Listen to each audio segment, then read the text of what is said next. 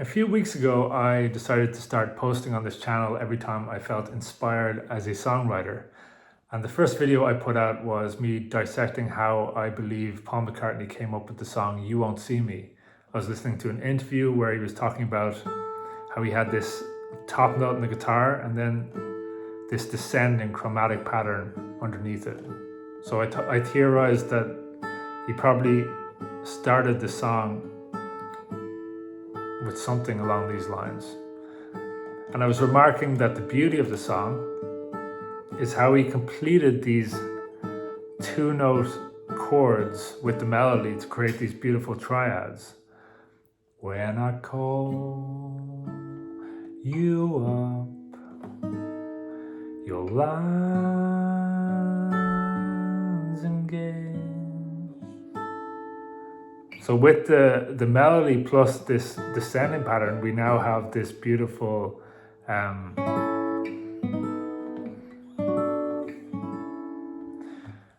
that was where the video stopped. Cut to 3 weeks later, 2 weeks later, I'm scrolling through YouTube as we all do, and Paul McCartney comes up on my feed. Paul McCartney, You Won't See Me, 11th of December 2017, Sydney. And the thumbnail is him on stage with an acoustic guitar. And I think to myself, how have I not checked out a live video of Paul McCartney playing this song? So I click on it, and the video started out with him just explaining how he wrote the song. So I'm going to share it here because it's quite close to what I thought. But there's even more to it that I will just dissect here, and I find it just genius. So he plays it in a different key to the key I play it in. He utilizes the open D string, and he has exactly the pattern I suspected,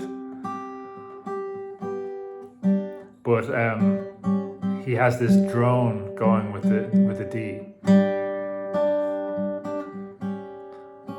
But the thing that blew my mind was how he handles the next part of the song, which I briefly covered in the original video, but I couldn't find the magic in it that I found in this part. Because I knew for the next part of the song, I knew the chords he was playing, but I didn't realize he was actually retaining the logic we were talking about with this two-note pattern, completing the two-note pattern with the melody to create triads. He actually moves the pattern up here. So it's the same descending pattern. He just moves it up and he creates, what's the melody? We have lost. Okay, this key is strange for me. I'm going to go back to my safety, my safe key, my safe place.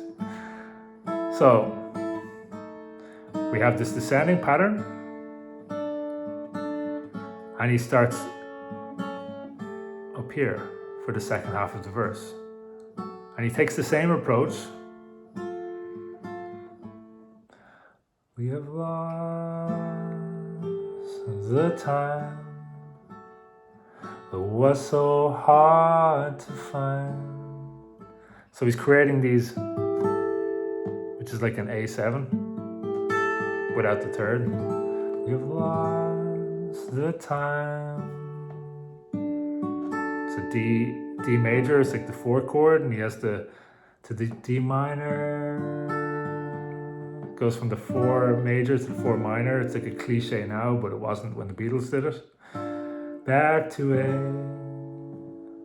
So it's the exact same logic, and then he's back to and I will lose my mind if you won't see me, you won't see me. It's like what they say about Bach. If you take one note, the whole structure falls. Like it's so perfectly balanced. And I knew at the start why it was working so well, but I had no idea the same logic applied to the middle part. So the whole thing is just elevated in my mind, and I find that really inspiring, which is why I'm putting out this video. I find that very interesting. Hopefully somebody else does.